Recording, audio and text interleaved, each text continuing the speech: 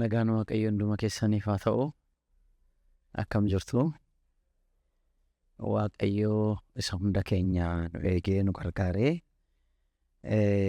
nuuf akka tasaati. Waaqayyo biratti garuu akka tasaa kan jedhu hin jiru. Karoora isaa keessatti fuula dura Waaqayyotti akka wal arginuuf Waaqayyo carraa waan nuuf kenneef galanni ulfinni Waaqayyoof haa ta'u.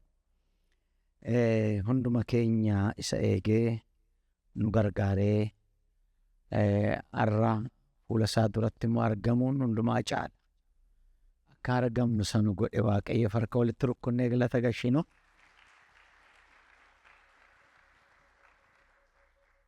Kan biraan egaa hundi keenya isinis guyyaa har'aa guyyaa hojiidha.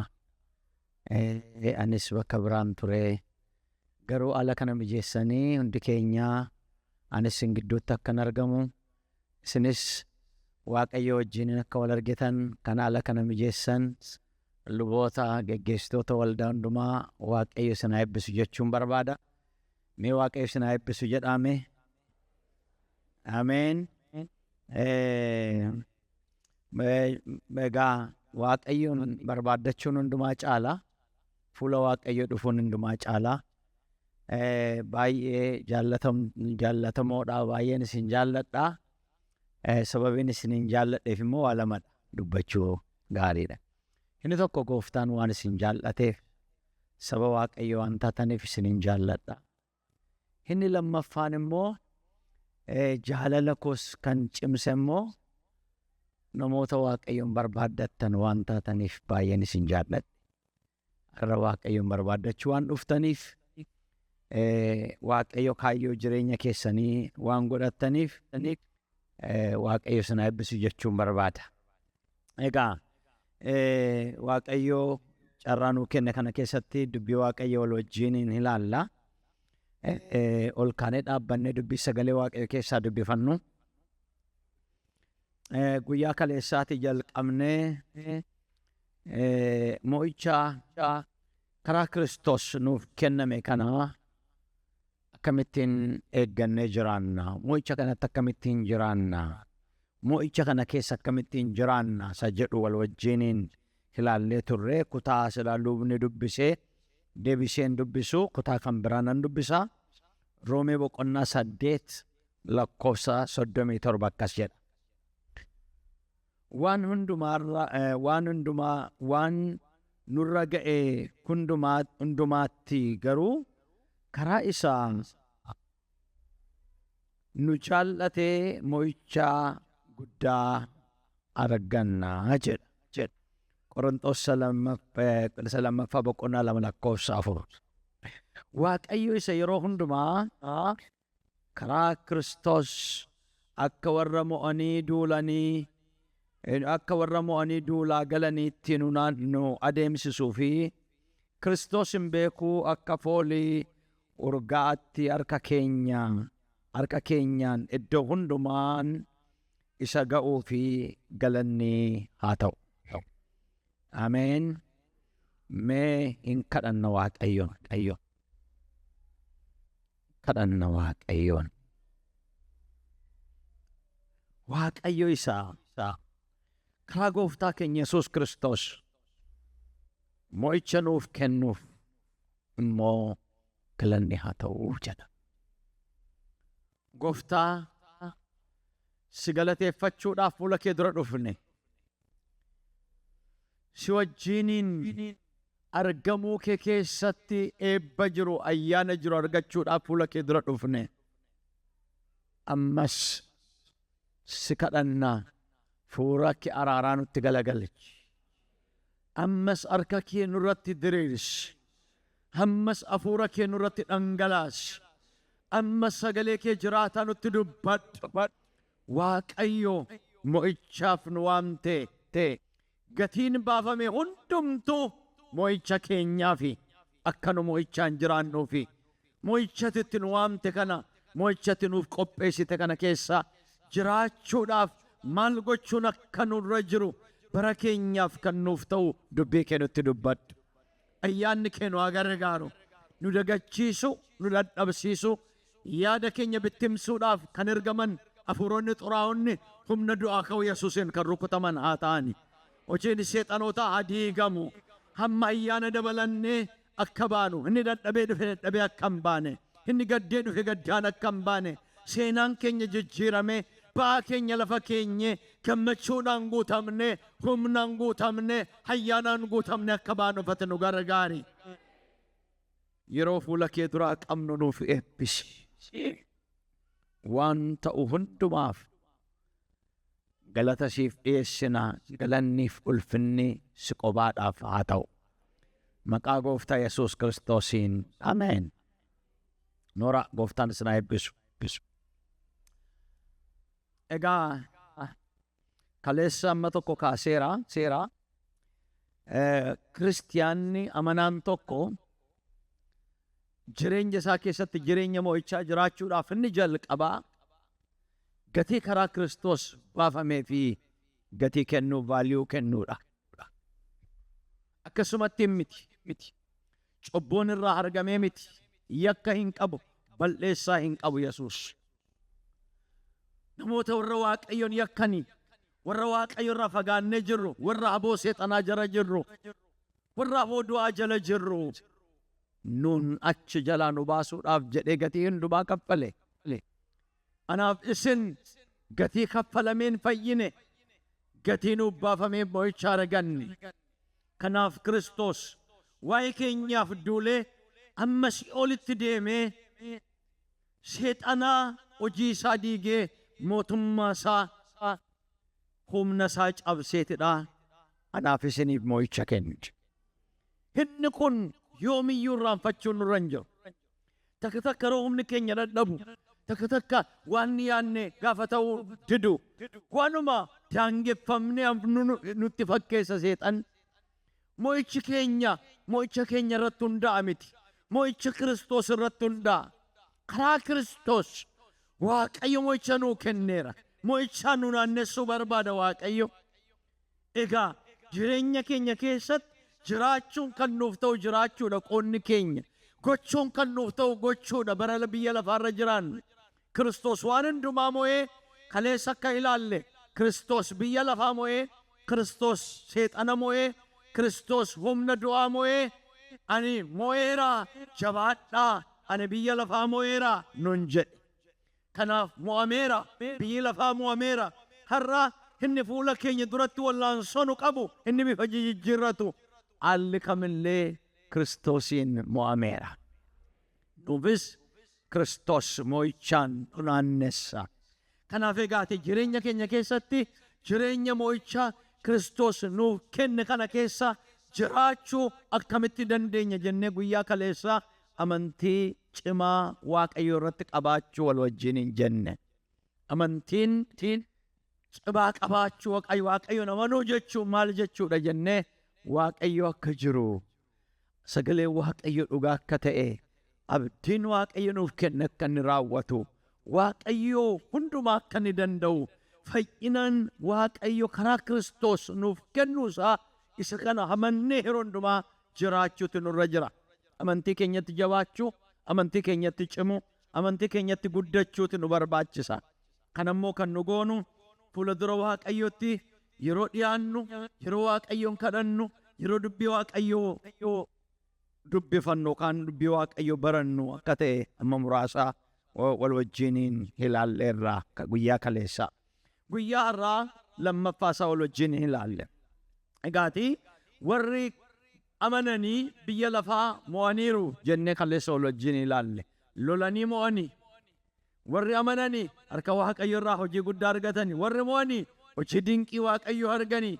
Kanaaf har'ammoo lammaffaa kan wal wajjin ilaallu mo'icha Waaqayyo nuuf kenne keessa kan nu jiraannu jireenya kadhataaf jireenya waaqeffannaa qabaachuudhaan. Jireenya keenya keessa mo'icha Waaqayyo nuuf kenne kana keessa Waaqayyo karaa Kiristoos mo'icha nuuf kenneera. Inni kun hojii keenya irraa miti. Kiristoos ofuma isaa hojjetee mo'icha harka keenyatti nuuf kenne. Waaqayyo keekin isaa immoo mo'ichaan nu naannessuu barbaada. Waggaan hin jijjiirama, barri hin jijjiirama. Humni keenya dadhabaa adeema, keessi keenya akka sagalee waaqayyootti jabaachaa yoo adeemeyyuu bifi keenya dhadhabaa adeema. Kana hundumaa keessatti bara ijoollummaa, bara dargaggummaa, bara jaarsummaa waaqayyo akeekni isaa anaaf isiniin moo'ichaan nu naannessuu barbaada. Moo'icha alaan hin jijjiiramne, argachuudhaaf dhabuudhaan moo'icha hin jijjiiramne nuu kennu barbaada waaqayyo. Moo'icha kana gaa kan nu keessa jiraannu nama kadhataaf, nama waaqayyo waaqeffatu yeroo taanudha. Sagalee waaqayyo keessaa hojii ergamootaa boqonnaa 16 dubbisa lakkoofsa 23. Rukuttaa baay'eedhaanis ergaa isaan reebanii booddee mana hidhaa isaan galchan. Achittis jabeessee akka isaan eeguu fi eegduu mana hidhaa habbooman. Eegduun sunis ajajaa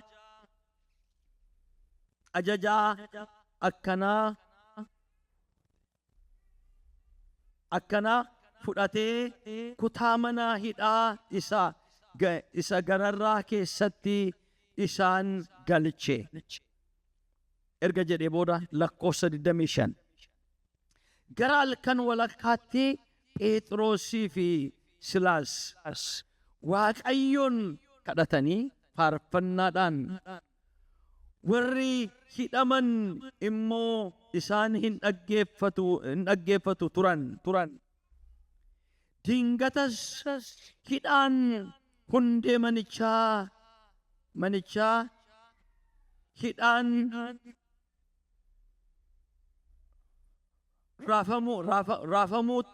raafamuutiin socho'e.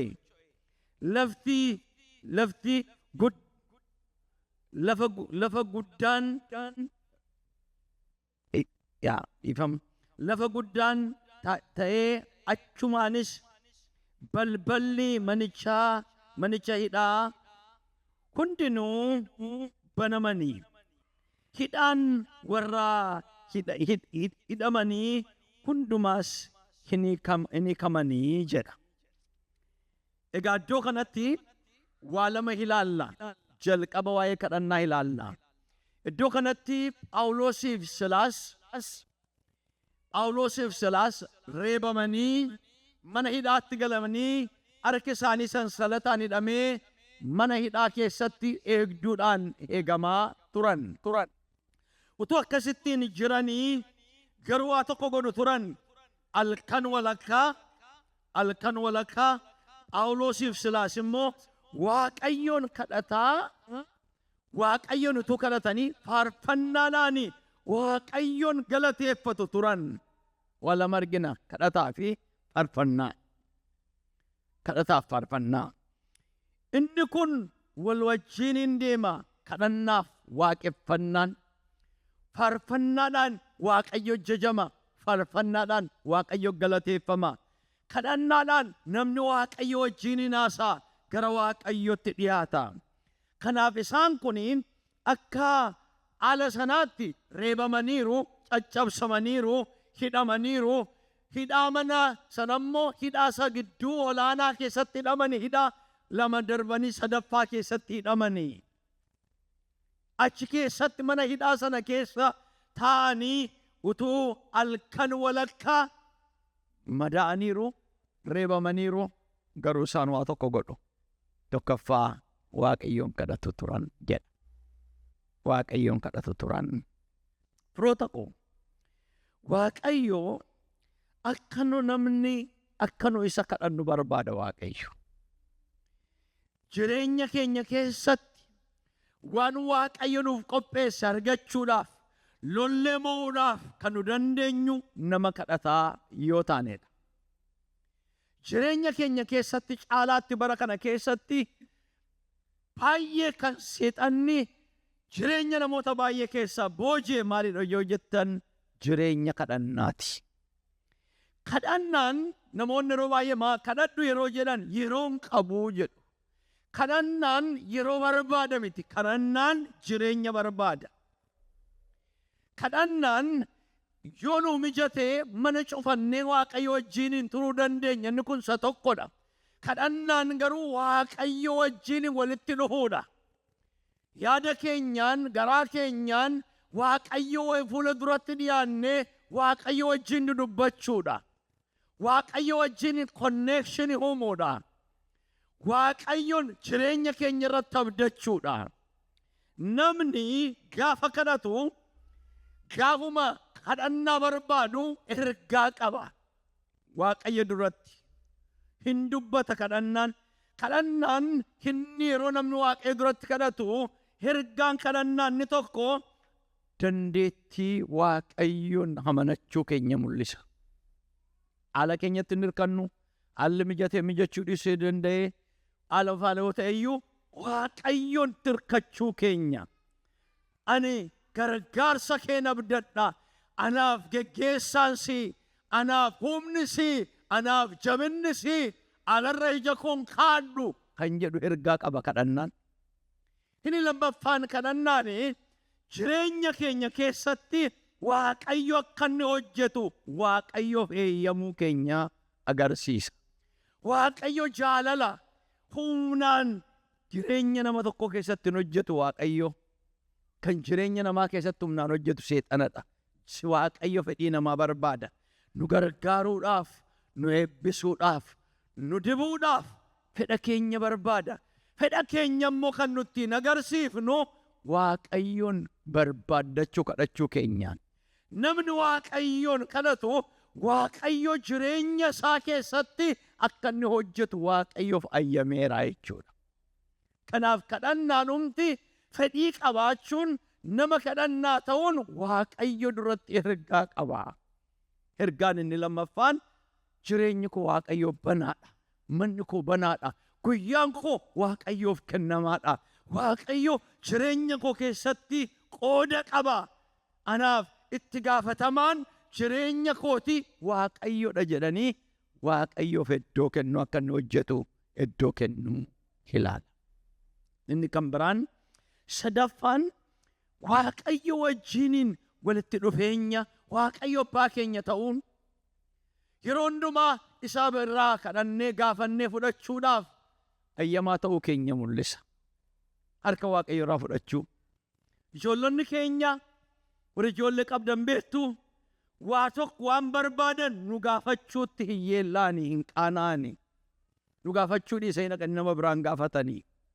Kanaaf Waaqayyo abbaa keenya akka nu abbaa keenya harkaa gaafannee yeroo fudhannu tokkummaa abbaaf mucaa yookaanis immoo tokkummaa Waaqaaf hojjetaa Waaqayyo yookaan nama Waaqayyo gidduu jiru inni kun dhaabbataadha jechuudha.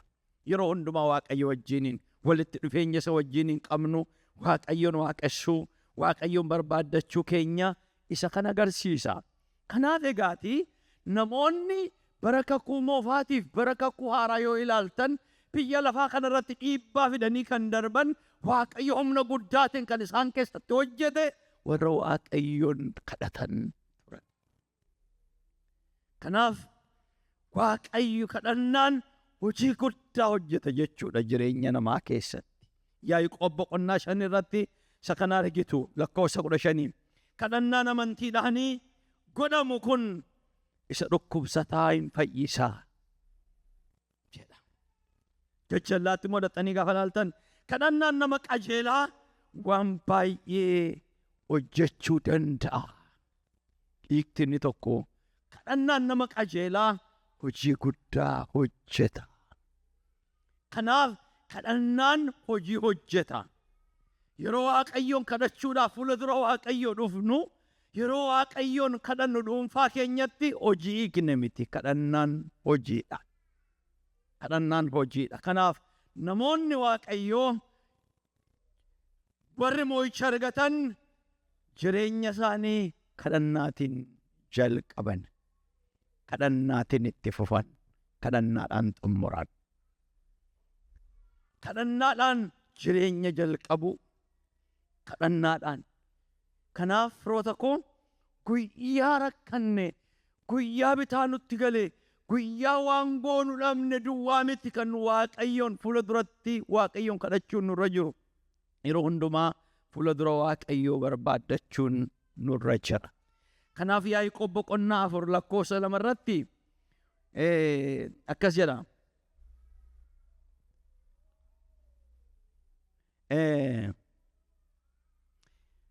Waaqayyoon kadhachuu waan dhiiftaniif wanta barbaaddan qabaachuu dadhabdanii jedha. Hiiktinni tokko Waaqayyoon hin kadhattan waan ta'eef waan barbaaddan hin argattanii jedha. Kanaaf namni Waaqayyoon kadhatu harka Waaqayyoo irraa fudhata. Namni Waaqayyoon kadhatu yeroo hundumaa yaadni Waaqayyoo isa keessatti ta'a. Fedha Waaqayyoo isa keessatti ta'a. Biyya lafaa kanarratti, biyya lafaa lola keessa jiru kanarratti dhiibbaa fidu moo'ichaan maatiin keenya, jireenyi keenya, tajaajilli keenya, waldaan keenya moo'ichaan akka jiraatu yoo barbaanne namoota kadhannaa ta'uun nu barbaachisa. Kadhannaan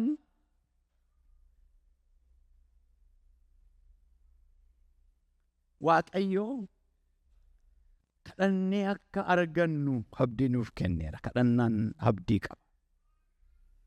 Namni kadhatu abdii Waaqayyo isaaf galeera jechuudha. Abdii qaba. Abdii Waaqayyo nuuf kenne keessaa inni tokko kadhadhaa isiniif hin kennama, barbaadaa hin argamtu isa jedhudha. Maatiyos boqonnaa 7 lakkoofsa 7 irratti. Yesuus itti fufee kadhadhaa isiniif hin kennama, barbaadaa hin argattu, balbala rukkutaa isiniif hin banama. Kan kadhatu hundinuu hin fudhata, kan barbaadus hin argata, balbala kan rukkutuu fi hin banama jedhe.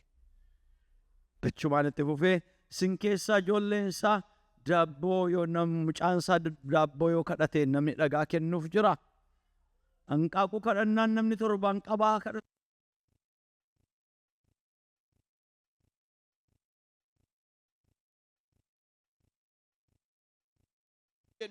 Abdii keenya keessaa inni tokko hin kadhanna, Waaqayyo irraa waan gaarii fudhanna. Namni amanu ameenaa jedhume. Kanaaf namni kadhatu waa'een abdii isaaf galeera. Namni kadhatu waa'een abbummaa Waaqayyoo isaaf galeera. Namni kadhatu akka ofii isaa waa gochuu hin dandeenye isaaf galeera. Isan hojjetatu caalaa Waaqayyo yoo hojjeteef akka inni fiixaan ba'umsa argatu nama galeefidha. Nama galeefidha. Nama tokkotu akkas jedha waa'ee kadhannaa yeroo dubbatu. Yeroo nu hojjennu Waaqayyo callisee nu ilaalaa jedha. Yeroo nu kadhannu immoo Waaqayyo hojii nuuf hojjetaa. Kanaaf kadhachuun Waaqayyo jireenya keenya keessatti hojii akka inni hojjetu gochuudha. Kanaaf firoota ko Filiphisius boqonnaa 4 lakkoofsa 6 irratti akkas jedha. Waan hundumaatti kadhataaf himataan galata wajjin wanta sin barbaachisu Waaqayyo duratti akka beekamu godhaa malee waa tokkotti yaaddoo hin qabaatina. Kanaaf ergamichi Phaawulos warra Filiphisiyoosiif waan hundumaa isaatiif maal godhaa? Kadhataaf himataan galata wajjiniin Waaqayyo duratti waan isin barbaachisu akka beekamu godhaa malee waa tokkotti hin dhiphatinaa, waa tokkotti yaadda'inaa, yaaddoon qabaatinaa. Kanaaf firoota ko kadhannaan abdii Waaqayyo sagalee isaatiin nuuf kennedha.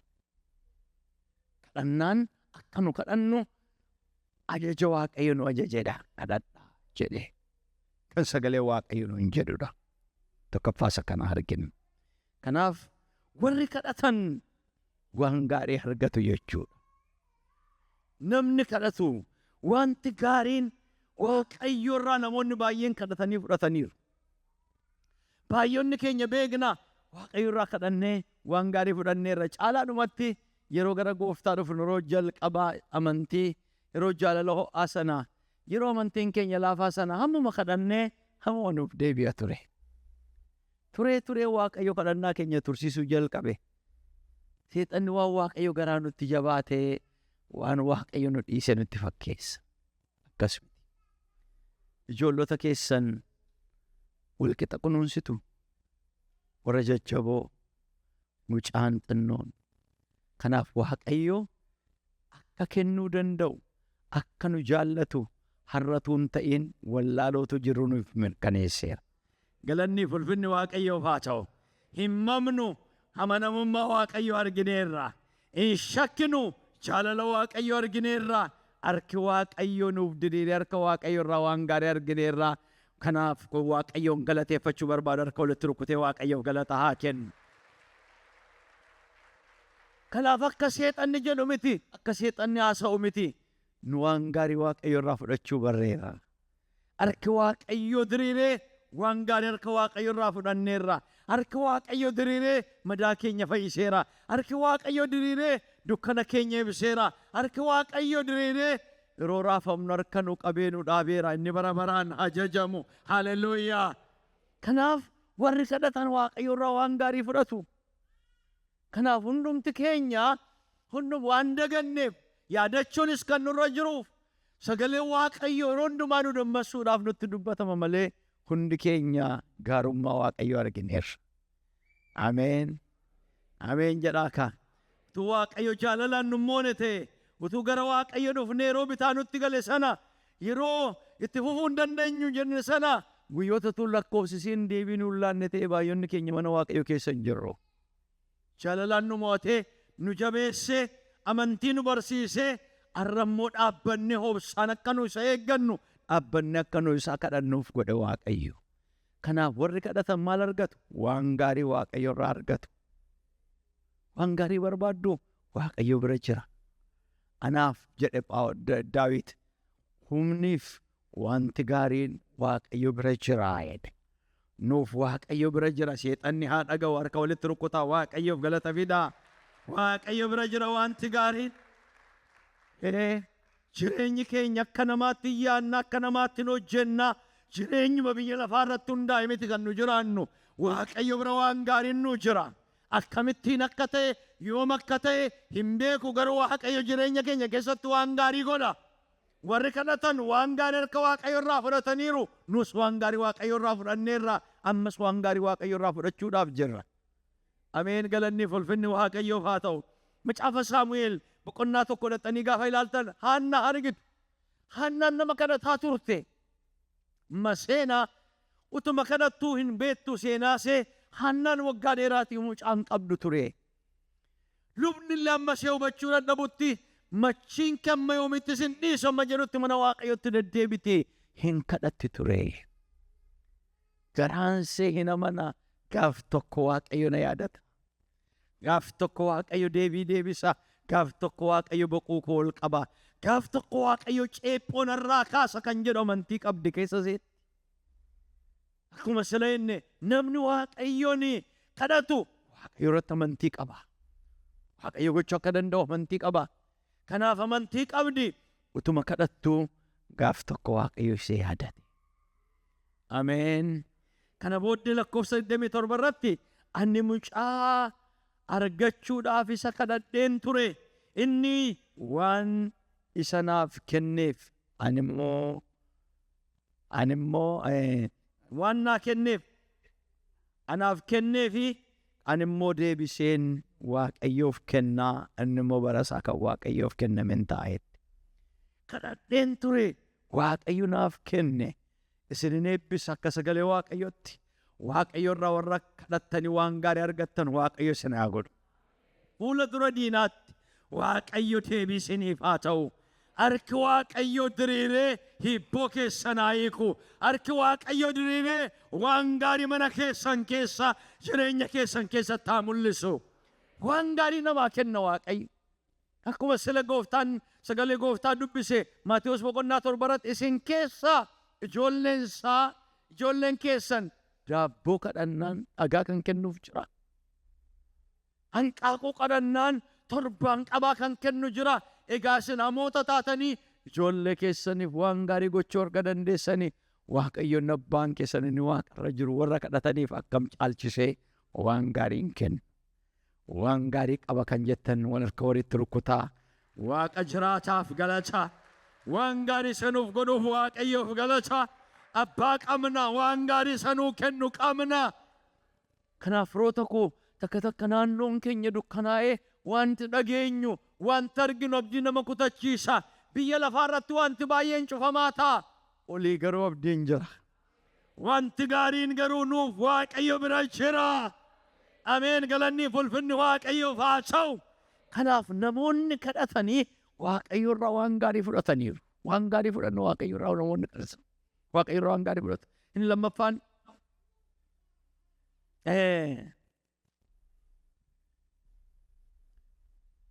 warri Waaqayyoon kadhatanii Waaqayyo waan guddaa isaan keessatti hojjeteera. Waan guddaa.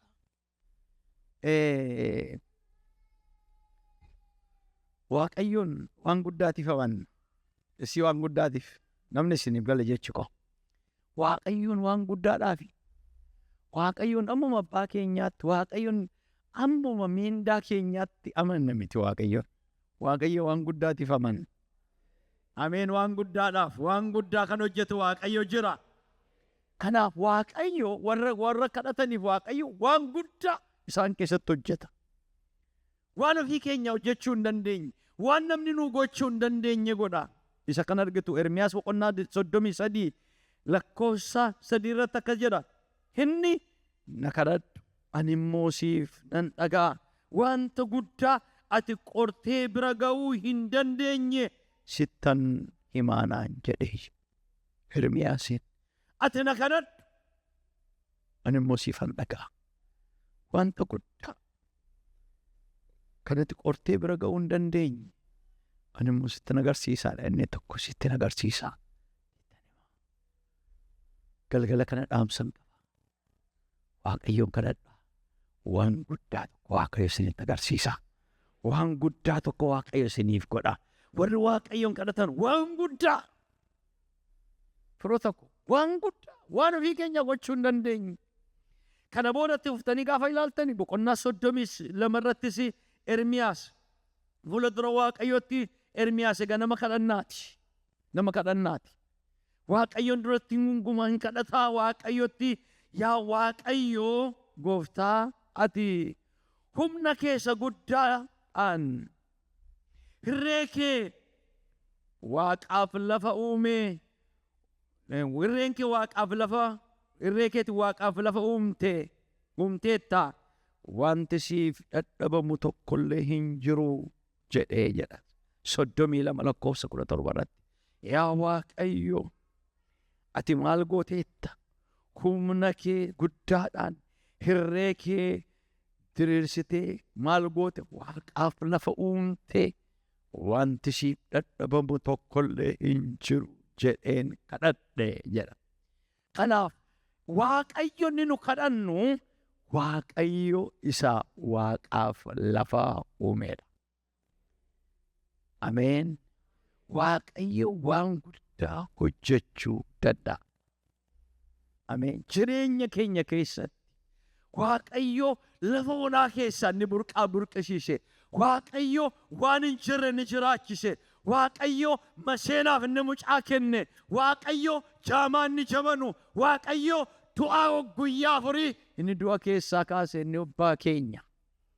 Inni Waaqayyo keenya. Waan guddaati Waaqayyo nama nanna. Waan guddaati Waaqayyo ni kadhanna. Waaqayyo waan guddaa jireenya keenya keessatti hojjeta.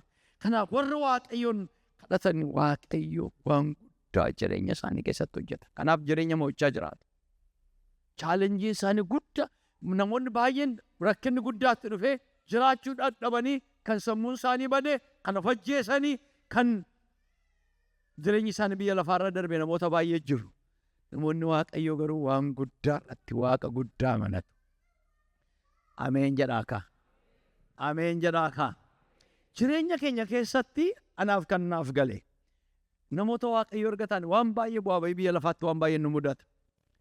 Yeroo baay'ee namoonni baay'een rakkina isaanii waan isarra ga'ee jibbamuu isaanii dhiibamuu isaanii Waaqayyotti haasa'uudhaan yeroo isaanii fixu.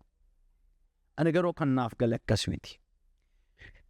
Fuula dura Waaqayyotti gaafa dhiyaannu guddina rakkina keenya, lola keenya, qoramansa keenya guddinatu hin ta'in rakkina keenyatti, gidiraa keenyatti, dhiphina keenyatti Waaqa isa guddaa akka nutti himnuufi. Ameen jedhaa. Itti himna. Waaqayyoon Waaqa isa guddaa itti himna malee Waaqayyo fuula duratti waan hundumtu mul'ataadha. Kanaaf rakkinni keenya kan inni xiqqaatu, kan nu humna argannu rakkina guddina isaa utuu hin ta'in rakkina irratti Waaqa guddaa gaafa dubbannudha. Gaafa guddina Waaqayyo haasofnu mo'icha arganna.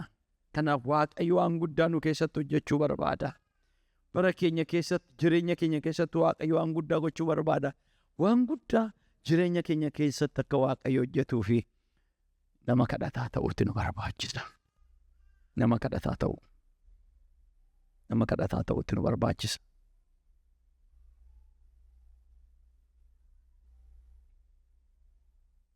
Egaa namoonni baay'een Waaqayyoon kadhatanii Waaqayyo mo'icha isaaniif kenneera. Amma ammaatti kan kaafne. Mee waa lama duwwaa dubbadheen xumura. Gooftaan keenya Yesuus Kiristoos Waaqa ta'ee utuu jiruu hin kadhataa ture.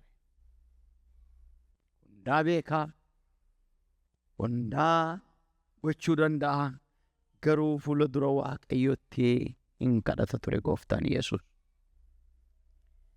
Tajaajila isaa gaafa dhaqxanii ilaaltan, gaafa tajaajila jalqabu Gooftaan Yesuus guyyaa 40 halkan 40 soomuudhaan lafa onaa keessatti tureetii achi jalqabe tajaajila isaa. Luqaas boqonnaa 1 kaaftanii gaafa ilaaltan.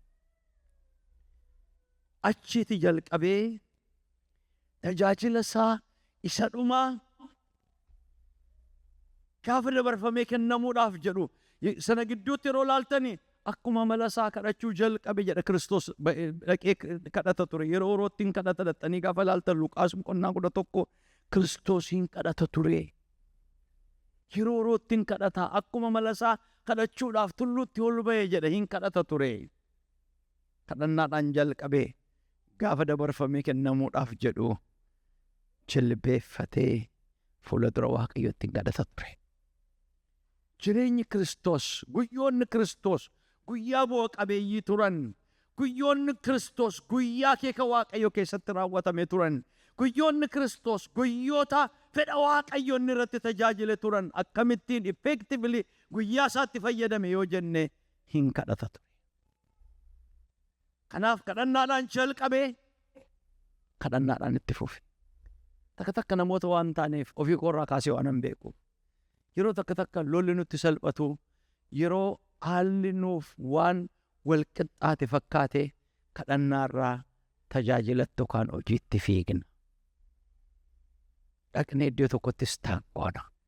Deebinee kadhannaatti deebina. Kanaaf guyyoonni keenya bu'aa bahiidha.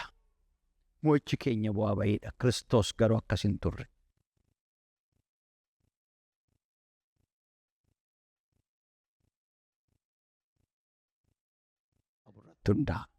Kanaaf kadhannaadhaan jalqabee Luqaas boqonnaa 22 lakkoofsa 39 irratti gaafa ilaaltan kadhannaadhaan xumure Yesuus. Kanaaf barri jireenya Kiristoos bara mo'ichaa ture. Isa duwwaa miti, bartoonnis akkasuma turan. Kanaaf yeroo Gooftaan kadhatuun argu, yeroo Gooftaan kadhatee hojii isaa gaafatu inni argu, kadhadhaa isaaniinis jechaa ture. Kana booda Luqaas boqonnaa 11 lakkoofsa 1 irratti gaafa ilaaltanii bartoonni akka amala isaa kadhatee yeroo inni deebi'u fedhii kadhannaatti dhaga'ame, appitaayitii isaanii baname.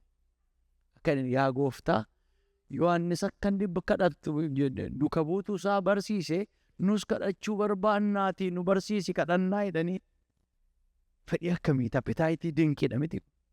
Kadhachuu barbaannaa jedhan. Hamma duriin ilaalu Gooftaan naqee ilaalaa isaan hin mugu. Gooftaan kadhadhaa isaaniin jedha homaan galuuf. Iddoo tokkotti fedhiin Waaqayyo keessa isaanii seene. Kadhachuu barbaannaa kadhannaa nu barsiisi. Galgala kana nan jedha har'aa kaafnee fedhiin hamma ammaatti gara jireenya keenyaan dhufin gara keenya haa dhufu. Waaqayyoon kadhachuudhaaf, kadhannee Waaqayyo irraa fudhachuudhaaf, waan guguddaa arguudhaaf, jireenya mo'ichaa jiraachuudhaaf, lola keessatti fiixaan ba'umsa argachuudhaaf Waaqayyoon kadhachuu. Akkasittiin egaa bartoonni achii kaasanii dhaxxanii hojii ergamoota gaafa laaltan hin kadhatu turan. Kadhannaa jalqabanii hin kadhatu, Waaqayyo isaan gidduutti dinqii. Hin kadhatu, lafti hin raafama. Hin kadhatu, balballi isaanii banama. Hin kadhatu, seexanoonni iyyanii ba'u turan.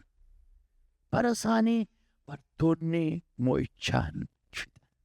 Phaawulos waa'ee kadhannaa baay'ee caafeera. Gooftaan keenya Yesuus Kiristoos waa'ee kadhannaa baay'ee barsiiseera. Akka nu cimnee kadhannu, akka nutu walirraan kutiin kadhannu, akka nu soomnee kadhannu yeroo hin qabnu waan ta'eef kan hundumaan kaasu barsiiseera. Kanaaf inni barsiisni kun barumsa keenyaaf nuuf caafame. Kanaaf firoota koo akeekni Waaqayyo nurratti hin xumuramne, Waaqayyo irreen isaa hin dadhabne, waan guddaa yaadu, waan guddaadhaaf Waaqayyoon kadhachuu, waan guddaatiif Waaqayyo amanachuutu nurra jira. Waaqayyo waan guddaa nu gidduutti hojjeta. Gara kootti iyyi, anis siifan deebisa. Wanta ati qortee bira ga'uu hin dandeenye waan guddaa sitti agarsiisaa ni jedhe Waaqayyo. Inni abdii nuuf kenne, kadhadhaa siniif hin kennamaan ni jedhee amanamaadha. Kanaaf saba ayyaanoof ni danne.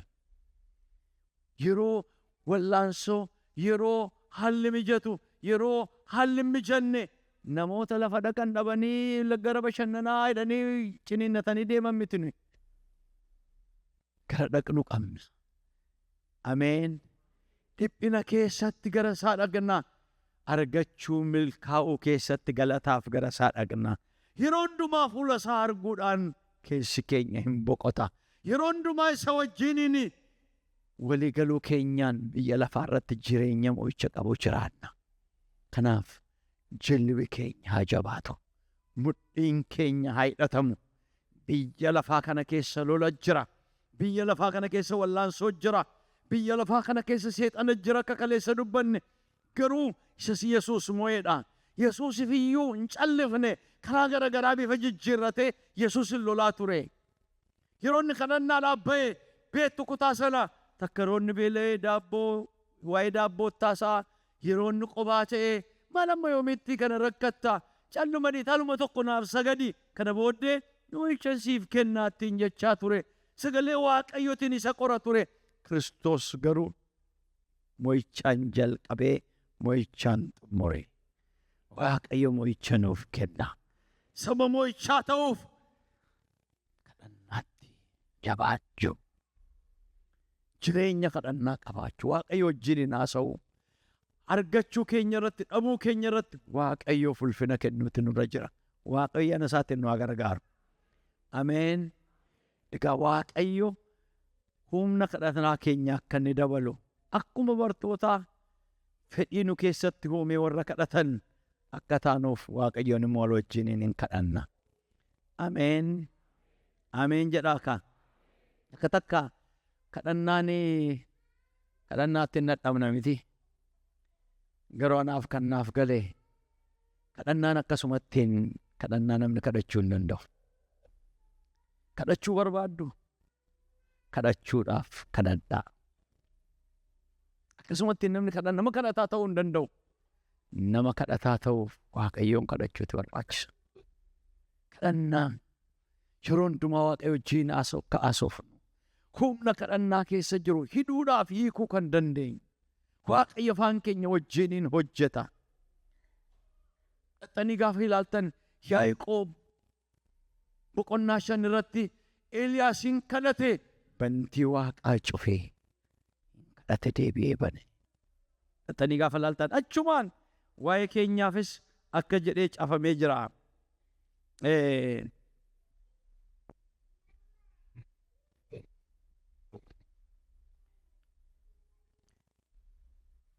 Sagalee Waaqayyo Maatewos 18 irratti akkas jedha. Ani dhuguman isiniin jedha wanta isin lafa irratti hiitan waaqa irratti hidhamaa hin ta'a. Wanta isin lafa irratti hiiktan immoo waaqa irratti hiikamaa hin ta'a. Amma isiniin nan jedha, isin keessaa namoonni lama biyya lafaa kana irratti waa'ee waa tokkootti waliif galanii yoo kadhatan, abbaan koo isa waaqarraa biraa wanti isaan kadhatan hin ta'aaf jedhe.